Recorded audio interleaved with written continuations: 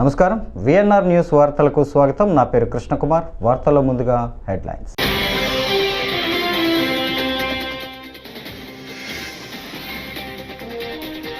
చంద్రబాబు అధ్యక్షతన TDP polit bureau సమావేశం, పలు కీలక నిర్ణయాలు.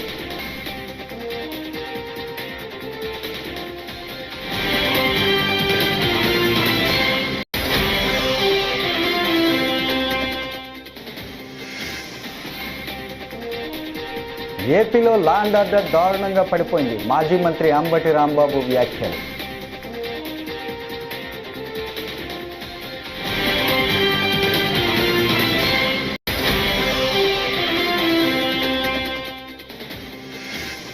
కర్ణాటక సీఎంతో AP deputy CM Pawan Kalyan భేటీ. ఎర్రచందనం స్మగ్లింగ్ను అడ్డుకోవడానికి సహకరించాలని విజ్ఞప్తి.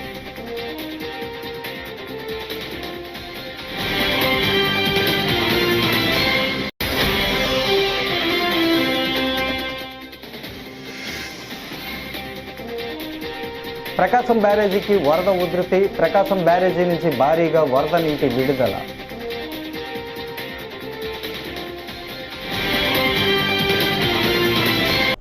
ఇక డీటెయిల్స్ చూస్తే, సీఎం చంద్రబాబు నాయుడు అధ్యక్షతన గుంటూరు జిల్లాలోని పార్టీ కేంద్ర కార్యాలయంలోని ఎన్టీఆర్ భవన్లో టీడీపీ పొలిట్ బ్యూరో సమావేశం జరిగింది. దాదాపు 3 గంటల పాటు ఈ భేటీ కొనసాగింది. ఇందులో చంద్రబాబు పలు కీలక నిర్ణయాలను తీసుకున్నారు. జిల్లా యూనిట్గా ఎస్సీ వర్గీకరణ చేపట్టడంతో పాటు జన్మభూమి 2ను అతి త్వరలో ప్రారంభించాలని నిర్ణయించారు. అలాగే రాష్ట్రంలో పేదరిక నిర్మూలనపై విస్తృతంగా చర్చించారు. దీంతో పాటు అతి త్వరలోనే మొదటి దశ నామినేటెడ్ పదవుల భర్తీ చేయాలని చంద్రబాబు నిర్ణయించడం జరిగింది.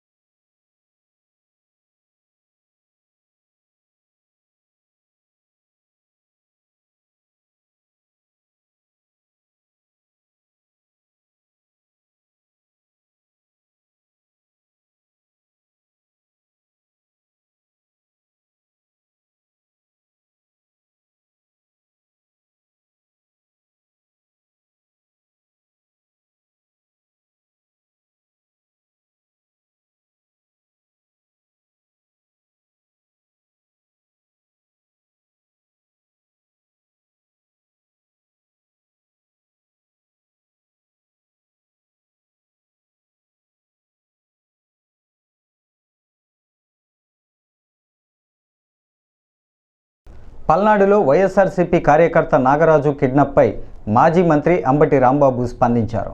అసలు రాష్ట్రంలో లా అండ్ ఆర్డర్ ఉందా అంటూ ప్రశ్నించారు. గురువారం ఆయన మీడియా సమావేశంలో మాట్లాడుతూ నాగరాజుకు ఏమైనా హాని జరిగితే తీవ్ర పరిణామాలుంటాయని హెచ్చరించారు. అందరూ చూస్తుండగానే నడి రోడ్డుపై నాగరాజును కిడ్నాప్ చేశారని, ఆయన కుటుంబ సభ్యులపై కూడా దాడి చేశారంటూ అంబటి రాంబాబు మండిపడ్డారు. వెళుతుంటే ఆటోని ఆపి వాళ్ళ బావమరిదిని, తల్లిని, చెల్లిని కొట్టి దారుణంగా ఈడ్చుకు వెళ్ళి స్కార్పియోలో ఎత్తుకుపోయారు. ఇది జరిగింది ఎక్కడో కాదు, ఆంధ్రప్రదేశ్లో వినుకొండలో వెల్లటూరు రోడ్డులో జరిగినటువంటి సంఘటన. ఎంత దురదృష్టకరమైన సంఘటనలు జరుగుతున్నాయో నేను ప్రత్యేకంగా చెప్పాల్సిన అవసరం లేదు. ఈ కూటమి ప్రభుత్వం వచ్చిన దగ్గర నుంచి కూడా అతి దారుణంగా లా అండ్ ఆర్డర్ ఫెయిల్ అవ్వటమే కాకుండా నడి రోడ్డు మీద హత్యలు జరుగుతూ ఉన్నాయి, నడి రోడ్డు మీద కిడ్నాపులు జరుగుతూ ఉన్నాయి. ఈ ఒంటేరు వీరయ్య అనే అతను వాస్తవానికి మాచర్ల నియోజకవర్గానికి చెందినటువంటి వ్యక్తి. పిన్నెల రామకృష్ణారెడ్డి గారి మీద మొన్న పెట్టినటువంటి కేసులో is also an accused. Bail మీద బయట ఉన్నాడు. భయపడి వినుకొండ వచ్చి వాళ్ళ బావమరిది దగ్గర తలదాచుకుంటూ కూరగాయల వ్యాపారం చేసుకుంటున్నాడు. ఆటోలో కూరగాయలు తీసుకొని వెల్లటూరు రోడ్లో వేరే చోటకు వెళుతున్నటువంటి సందర్భంలో తెలుగుదేశానికి చెందినటువంటి వ్యక్తులు, రౌడీలు దారుణంగా వచ్చి ఆటో ఆపి వాళ్ళ బావమరిదిని కొట్టి నరికి తల్లి చెల్లెలను పక్కకు నెట్టి ఇతన్ని తీసుకొని కిడ్నాప్ చేసుకొని వెళ్ళిపోవటం అనేదాన్ని మనం చూస్తే ఇవాళ రాష్ట్రంలో ఏం జరుగుతుందన్న, రాష్ట్రంలో అసలు లా అండ్ ఆర్డర్ ఉందా? హోమ్ డిపార్ట్మెంట్ పనిచేస్తుందా? పోలీస్ వ్యవస్థ పనిచేస్తుందా? నడి రోడ్డు మీద వినుకొండ లాంటి సమస్యాత్మకమైనటువంటి నియోజకవర్గం, మొన్ననే వినుకొండలో అతి దారుణంగా ఒక వ్యక్తిని నడి రోడ్డు మీద బహిరంగంగా నరికి చంపినటువంటి వినుకొండలో లా అండ్ ఆర్డర్ లేదే, ఎవరిని పడితే వాళ్ళని ఎత్తుకుపోతున్నారే. మరి నేను ఈ సందర్భంగా చెప్పదలుచుకొని ఎస్పీ గారితో కూడా మాట్లాడాం. ఆయన కూడా మేము వీఆర్ గోయింగ్ టు యాక్షన్ అండి, మా టీమ్స్ రీచ్ అవుతున్నాయి, మేము యాక్షన్ తీసుకుంటామని ఆయన చెప్పారు. నేను అనేది ఏమిటంటే, ఆ వ్యక్తికి ఒంటేరు నాగరాజు అనేటువంటి వ్యక్తికి ఏ విధమైనటువంటి హాని జరిగినా దానికి బాధ్యత వహించవలసింది నారా చంద్రబాబు నాయుడు గారి ప్రభుత్వం. దీని మీద తక్షణం స్పందించాలి, అతన్ని ప్రాణహాని లేకోకుండా కాపాడవలసినటువంటి బాధ్యత ఉంటుంది. ఆయన ఒక కేసులో ముద్ద అయితే అవ్వచ్చు, అది చట్టపరంగా జరగవలసినటువంటి అంశం. ఆయన బెయిల్ మీద బయట ఉన్నాడు, భయపడి వచ్చి వినుకొండలో తలదాచుకుంటున్నటువంటి సందర్భంలో మాచర్ల నుంచి వచ్చి వినుకొండలో దౌర్జన్యం చేసి ఆయన నెంబర్ కూడా ఇచ్చారు, ఏదో దాని పేరేంటి, వెహికల్ నెంబర్ కూడా దానిలో ఉందని కూడా, అది ఒకసారి వెహికల్ నెంబర్ కూడా, అది ఎంతవరకు కరెక్టో మరి నెంబర్ ప్లేట్ మార్చారో నాకు తెలియదు, కానీ అడ్డం తప్పుగా మార్చారో నాకు తెలియదు, కానీ దాని నెంబర్ కూడా ఈ సందర్భంగా నేను చెప్పదలుచుకున్నాను. AP 37 CU 9252 కారులో నాగరాజు కిడ్నాప్ చేసి తీసుకువెళ్ళారు. ఆ కిడ్నాప్ చేసినటువంటి ఉదంతాన్ని కూడా మీకు ఈ సందర్భంలో అక్కడ ఉన్నటువంటి అందుబాటులో ఉన్నటువంటి వారు దాన్ని వీడియో కూడా తీశారు. ఆ వీడియోను కూడా చూడండి, నడి రోడ్డు మీద ఏ విధంగా జరుగుతుందో.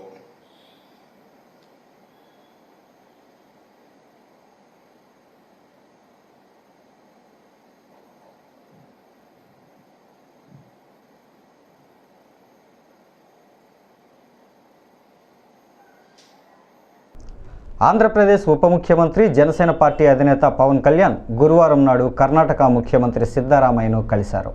వారిరువురు ఇరు రాష్ట్రాలకు సంబంధించిన వివిధ అంశాలపై చర్చించారు. పవన్ కళ్యాణ్ ప్రస్తుతం బెంగళూరు పర్యటనలో ఉన్నారు. ఈ సందర్భంగా ఆయన ఆ రాష్ట్ర సీఎంను కలిశారు. సిద్ధరామయ్యకు పుష్పగుచ్చం ఇచ్చి సాలువా కప్పి సత్కరించారు. ఎర్రచందనం స్మగ్లింగ్ను అడ్డుకోవడానికి సహకరించాలని పవన్ కళ్యాణ్ కర్ణాటక సీఎంకు విజ్ఞప్తి చేశారు. వన్యప్రాణి అటవీ సంరక్షణ అంశాలపై కూడా చర్చించారు.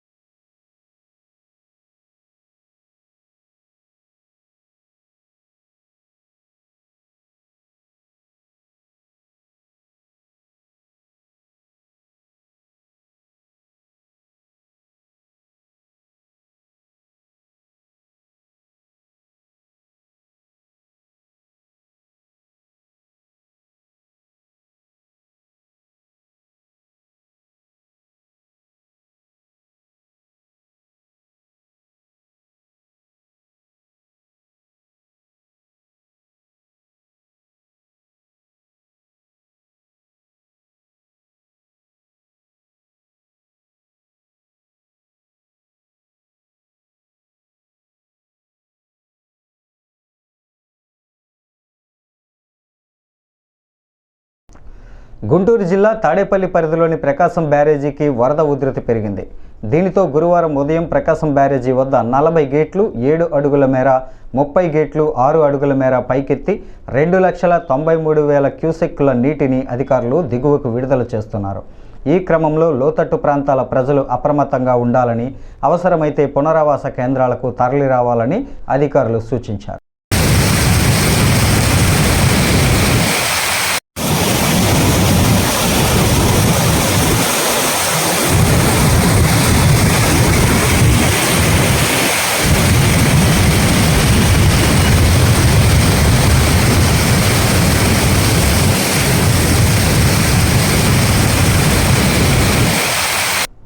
రాయదుర్గం నియోజకవర్గం కనేకల్ మండలంలో సర్వసభ్య సమావేశాన్ని నిర్వహించారు. ఈ కార్యక్రమానికి ఎమ్మెల్యే కాలువ శ్రీనివాసులు ముఖ్య అతిథిగా పాల్గొన్నారు. గురువారం ఆయన మాట్లాడుతూ అందరం కలిసికట్టుగా ప్రజా సమస్యలు పరిష్కరించడంలో చొరవ చూపుదామని పేర్కొన్నారు. త్వరలోనే డిఎస్సి పోస్టుల భర్తీతో ఉపాధ్యాయుల కొరత తీరుతుందని పేర్కొన్నారు. అభివృద్ధికి అందరం కలిసికట్టుగా ముందుకు వెళ్దామని అన్నారు. 7,000 రూపాయలు తీసుకున్నారు. 3,000 ఉండే పెన్షన్ 4,000 చేశారు. ఇప్పుడు డిసెంబర్ ఫిబ్రవరి నెక్స్ట్ విద్యా సంవత్సరానికంతా అన్ని పోస్టులు కూడా భర్తీ అవుతాయి. టీచర్లు అందరూ కావాల్సినంత మంది వస్తారు. నేను ఎమ్మెల్యేగా ఉన్నప్పుడే రాయదుర్గానికి 326 మంది టీచర్లని ఒకే సంవత్సరం ఒకేసారి తీసుకురాగలిగిన. ఈసారి కూడా ఎక్కడా ఖాళీ లేకుండా టీచర్ పోస్టులన్నీ కూడా భర్తీ చేయడానికి అందరము కలిసికట్టుగా కృషి చేద్దాం. ప్రాథమిక రంగం అంటే వ్యవసాయం, అట్లాగే విద్య, వైద్యం, ఇవన్నీ కనీస మౌలిక సదుపాయాలు. ఇవి చేయాల్సిన అవసరం ఉంది. వీటిలో మనం చొరవ చూపాల్సిన అవసరం ఉంది. కాబట్టి దయచేసి మీ అందరికీ నేను పదే పదే చేసే విజ్ఞప్తి ఒక్కటే, ప్రజలకు దగ్గరగా ఉందాం, ప్రజలకు తోడుగా ఉందాం, ప్రజల బాధల్లో భాగస్వాములు అవుదాం, వాళ్ళ సమస్యల పరిష్కారంలో మనం అందరం కూడా ముందుందామని మనం చేస్తూ మీ అందరి దగ్గర కూడా సెలవు తీసుకుంటాం. ముఖ్యమంత్రి చంద్రబాబుకు పద్మశాలి కుల వృత్తుల తరపున కృతజ్ఞతలు తెలుపుతున్నట్లు వైసీపీ ఎమ్మెల్సీ మరుగుడు హనుమంతరావు అన్నారు. మంగళగిరిలో భావన ఋషి కళ్యాణ మండపం ప్రారంభం సందర్భంగా జరిగిన సమావేశంలో ఆయన మాట్లాడుతూ సీఎం చంద్రబాబు వీవర్స్కు జీఎస్టీ లేకుండా కేంద్రంతో మాట్లాడతానని హామీ ఇచ్చారని అన్నారు. అలానే మగ్గాలు లేని వారికి సొంత ఇల్లు నిర్మిస్తామని చంద్రబాబు ఇచ్చిన హామీకి కృతజ్ఞతలు తెలిపారు. మేము రీఎంబర్స్మెంట్ చేస్తామని చెప్పాడు. చాలా సంతోషం మీరందరూ, అది చాలా గొప్ప విషయం. తర్వాత సొంతంగా మగ్గాలు ఉన్నటువంటి వాళ్ళు ఎవరైనా కట్టుకున్నట్టయితే వాళ్ళకి గృహ నిర్మాణ సదుపాయం, అట్లా కాకుండా అది ఇది లేనట్టు మగంగోళ్ళు లేనటువంటి వాళ్ళు, స్థలం లేనటువంటి వాళ్ళు ఉంటే మేమే ఏదైనా చేనేత సెంటర్లో ఒక స్థలం కొని షెడ్లేసి వాళ్ళకి పని కల్పించేటటువంటి ఏర్పాటు కూడా చేస్తామని చెప్పారు. చాలా గొప్ప విషయం. చంద్రబాబు నాయుడు గారికి కూడా ఈ సందర్భంలో చేనేత పరిశ్రమ తరఫున ధన్యవాదాలు తెలియజేస్తున్నాను. ఈ విషయాలన్నింటినీ కూడా గుర్తులో పెట్టుకోవాలని చెప్పి మీకు ఆ బాధ్యతల్ని మీకు అప్పచెబుతున్నాం. చాలా సంతోషం. తెలుగు చలనచిత్ర సినీ నటుడు సంతోష్ శోభన్ కుటుంబ సభ్యులతో కలిసి గురువారం నైవేద్య విరామ సమయంలో శ్రీ వెంకటేశ్వర స్వామివారిని దర్శించుకున్నారు. దర్శనం అనంతరం వీరికి ఆలయ రంగనాయక మండపంలో ఆలయ అధికారులు తీర్థ ప్రసాదాలను అందజేశారు. అనంతరం ఆలయ వెలుపల సంతోష్ శోభన్తో అభిమానులు, భక్తులు ఫోటోలు దిగేందుకు ఎగబడ్డారు.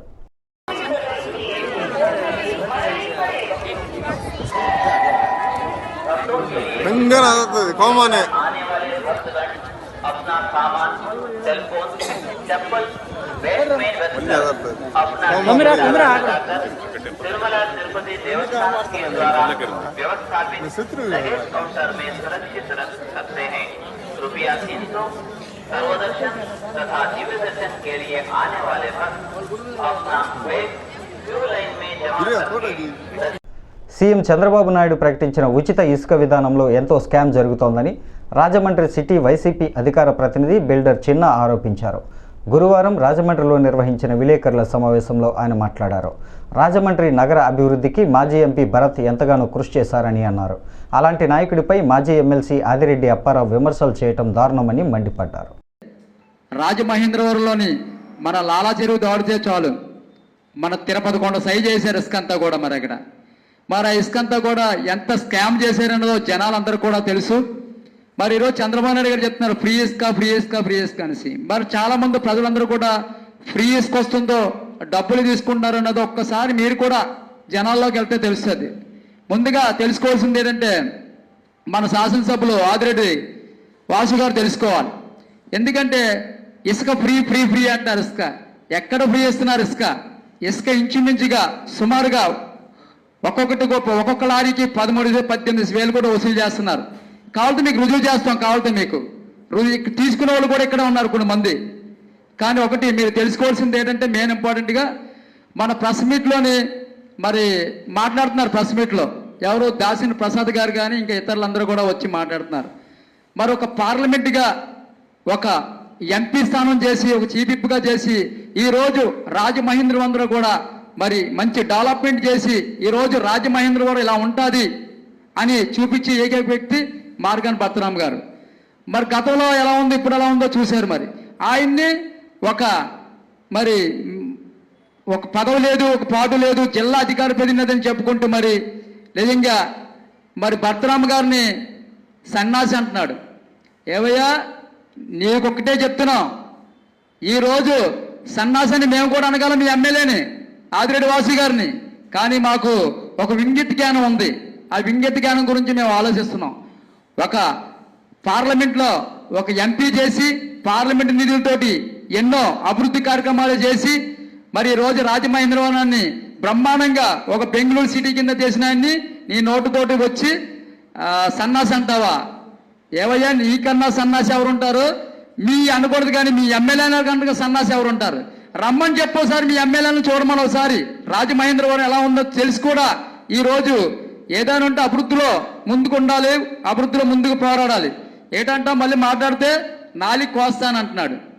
ఎవరు నాలికి కోస్తావు నువ్వు? ఇవేనా బెండకాయలు టమాటాలు వంకాయలు అనుకున్నావు పోయినందుకు ఏమైనా ఇవి?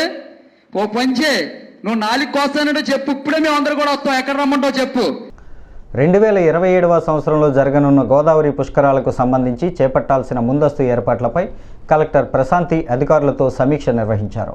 బుధవారం రాజమండ్రిలోని పుష్కర్ ఘాట్ల వద్ద చేయవలసిన ఏర్పాట్లు, ట్రాఫిక్ నియంత్రణ వంటి అంశాలపై అధికారులతో చర్చించి సూచనలు చేశారు. గత అనుభవాలను దృష్టిలో ఉంచుకొని అధికారులు ముందస్తు కార్యాచరణతో ఉండాలని అన్నారు.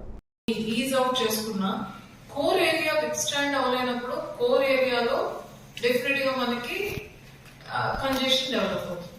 సో ఇక్కడ purpose or objective of the visitor is to have a dip పేడ్ ఘాట్. సో మనం ఎంత ఎక్కువ అకామిడేట్ చేయగలిగినా ఆ అకామిడేషన్ అనేది ప్రపోర్షనల్ గా ఇక్కడ క్రియేట్ చేయలేకపోతే ఘాట్ లో డెఫినెట్ గా మనకి ఏదో ఒక పాయింట్ లో కంజెషన్ వస్తుంది. సో మనం రోడ్స్ ప్లాన్ చేసుకునేటప్పుడు చాలా ఈజీగా ఉండాల్సిన పాయింట్స్ ఏంటంటే ఘాట్ అప్రోచెస్. సో ఎంత ఎక్కువ ఘాట్ అప్రోచెస్ మనం చేయగలిగితే, ఎంత ఫ్రీగా ఘాట్ లోకి ఎవరైనా పంపించగలిగితే అంతే ఫ్రీగా వాళ్ళు వెనక్కి వస్తారు. బికాస్ ఘాట్ లో వెయిటింగ్ పీరియడ్ ఏమి ఉండదు, అక్కడ ఏమి ఎంటర్టైన్మెంట్ అదేమి ఉండదు. They have a dip or they do some kind of puja for 5 to 10 minutes. So వచ్చిన పబ్లిక్ ని for example per day 6 lakhs public వస్తారు. ఇంపార్టెంట్ డేస్ లో 8 to 10 lakhs అనేటప్పుడు 10 lakhs పీపుల్ ని మనం 24 hours లో మాక్సిమం 12 hours లో ఘాట్ నుంచి బయటికి మనం పంపించగలిగేటట్టుగా మన ట్రాఫిక్ మేనేజ్మెంట్ ఉండాలి.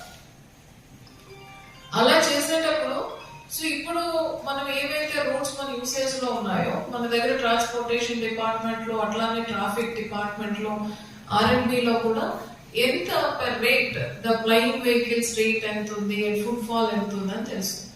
దానిని మనం అనుకునే రేంజింగ్ పెంచాలి అంటే ఎంత వైడనింగ్ చేయాలి ఎగ్జిస్టింగ్ రోడ్ అనేది మనం ఒకటి. సెకండ్, ఎక్కడ న్యూ రోడ్స్ క్రియేట్ చేయాలి. ఫర్ ఎగ్జాంపుల్ నాకు ఒక 3 roads నుంచి వచ్చిన వాళ్ళందరూ ఒక రోడ్ దగ్గరికి వచ్చేస్తున్నారు. సో 3 roads కి కల్మినేషన్ పాయింట్ ఇస్ 1 road అంటే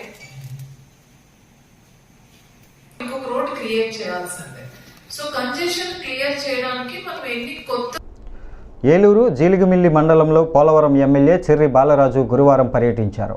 ఈ సందర్భంగా పి అంకంపాలెం గ్రామంలో ఏర్పాటు చేసిన చెత్త నుంచి సంపద తయారీ కేంద్రం డివిజన్ స్థాయి వర్క్షాప్ను ఎమ్మెల్యే ప్రారంభించారు. ఎమ్మెల్యే మాట్లాడుతూ తడి చెత్త, పొడి చెత్తను విడివిడిగా సేకరించి వాటి ద్వారా సేంద్రియ ఎరువులు తయారు చేస్తారని తెలిపారు. రైతులు ఆ ఎరువులను వినియోగించుకోవాలని కోరారు. పేరు పేరున నా హృదయపూర్వక నమస్కారాలు తెలియజేస్తున్నాం. అలాగే మీడియా మిత్రులకి ప్రతి ఒక్కరికి కూడా పేరు పేరున హృదయపూర్వక నమస్కారాలు. ఈరోజు ఈ ప్రభుత్వం ఏర్పాటు చేసినటువంటి ఏదైతే ఘన వ్యర్థ పదార్థాల నిర్వహణ సమీక్ష సమావేశం జిల్లాల్లో మన నియోజకవర్గం మొదట ఉండటం, షెడ్లు కూడా మంచి స్థానంలో ఉండటం చాలా గర్వకారణం. ఎందుకంటే ఇలాంటి కార్యక్రమాలు నిర్వహించడం అనేది చాలా మంచిది. అలా పంచాయతీలో ఉన్నటువంటి ఏదైతే పంచాయతీ నిర్వాహకులు పొడి చెత్తని, తడి చెత్తని వేస్ట్ చేయకోకుండా దీన్ని మళ్ళీ వర్మి కాంపోస్ట్గా ఉపయోగించి దీన్ని మళ్ళీ రైతులకి విక్రయించే విధంగా కేజీకి 10 రూపాయలు ఇచ్చే విధంగా ఒక మంచి కార్యక్రమం ఏర్పాటు చేశారు. దీనికి అలాగే ఇక్కడ ఉన్నటువంటి రైతులు కూడా మీరందరూ కూడా ఎరువులు కానీ అలాగే ఎక్కువ రేట్లు పెట్టి కొనుక్కోకుండా వీటిని మనం పొలాల్లో వాడితే మంచి బలమైన నాణ్యత అలాగే వ్యవసాయం కూడా అధిక దిగుబడులు వచ్చేటువంటి కార్యక్రమం ఉంది. కనుక మీరందరూ కూడా ఈ తడి పొడి చెత్త నుంచి వచ్చేటువంటి వ్యర్థాలని ఉపయోగించుకొని వ్యవసాయం చేయవలసిందిగా రైతులు కోరుతున్నాం. మన్యం జిల్లాలో రక్తదానం సేకరణ కార్యక్రమాన్ని చేపడుతున్నట్లు జిల్లా కలెక్టర్ ఏ శ్యాంప్రసాద్ తెలిపారు. బుధవారం జిల్లా మండల స్థాయి అధికారులతో రక్తదానం కార్యక్రమంపై వీడియో కాన్ఫరెన్స్ నిర్వహించారు. ఈ సందర్భంగా ఆయన మాట్లాడుతూ మేము సైతం శీర్షికన జిల్లాలో రక్తదానం శిబిరాలను నిర్వహిస్తామన్నారు. ఇది స్వచ్ఛందంగా నిర్వహించడం జరుగుతుందని ఆయన చెప్పారు. 9వ తేదీన ప్రారంభిస్తామని అన్నారు.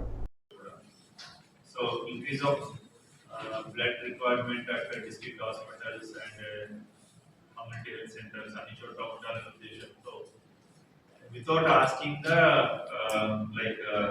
donors, లేకపోతే బ్లడ్ గ్రూప్ అని డినై మన మెయిన్ ఉద్దేశం ఒకటి. రెండోది అన్ని టైప్ ఆఫ్ బ్లడ్ గ్రూప్స్ కూడా అందుబాటులో ఉండాలి.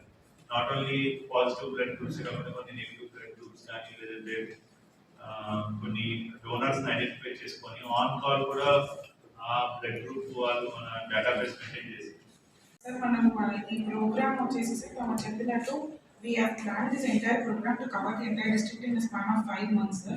5 months లో ఒక్కొక్క మండలికి ఒక్కొక్క డే ఇచ్చాం సార్. సో అట్లా 5 months span లో entire district will be able to cover sir. That is the plan. And in charge of the camp will be MPDO. And ప్రతి camp I just to brief the SOP sir. What is the SOP? There is one portal called e-Raktkosh portal. దానికి login ఉంది. అది login చేసి పేరు మేము సైతం అని అందరూ క్రియేట్ చేయాలి. So that will be able to consolidate data time also this proforma and we will review the preparedness. దీనికి one MPDO is responsible for filling this proforma and one special officer, one district officer is designated as special officers for each mandal. And we have also listed scarcity for few groups and there is necessity for few blood groups. ఈ analysis trend supply demand అనే analysis చేసి target ఇవ్వడం జరిగింది. B positive 20 members and O positive 10 members. మనం వాళ్ళకి definite గా ఇవ్వడానికి అవకాశం ఉంటుంది. అండ్ ఈ ప్రోగ్రామ్ కి మనం ఒక చిన్న టైటిల్ పెట్టుకున్నాం. నర్సీపట్నం శివోహం టీం ఆధ్వర్యంలో బుధవారం సనాతన ధర్మ పరిరక్షణ వేదిక కార్యక్రమాన్ని నిర్వహించారు. ప్రవచనకర్త ఇంద్రగంటి వెంకట గోపాలకృష్ణాచార్యులు మాట్లాడుతూ మానవతా విలువలు, సామాజిక బాధ్యతలతో కూడిన కర్తవ్య ధర్మాలు మరుగున పడుతున్నాయని అన్నారు. ఈ నేపథ్యంలో యువతరం వ్యక్తిగత సామాజిక స్పృహ కలిగి ఉండాలని పిలుపునిచ్చారు.